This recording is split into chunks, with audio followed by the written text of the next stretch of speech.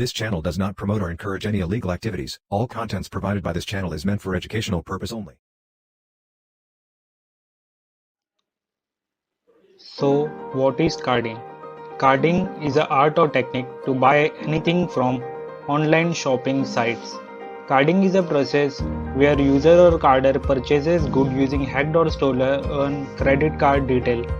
Hackers steal the details of credit card and then buy stuff using these credit card details. Carding is an art of technique. If you want to learn carding, you have to give it your time. If you are noob, then it is expected that you shall fail sometime. But the key to success is not to stop and keep practicing. The success rate of carding is very low because if the site gets an unknown transaction from hacked or stolen credit card information, they usually reverse the transaction or cancel the order placement. In simple terms, carding means to steal someone's credit card detail and use it for personal benefit. There are various ways of carding and stealing credit and debit card details.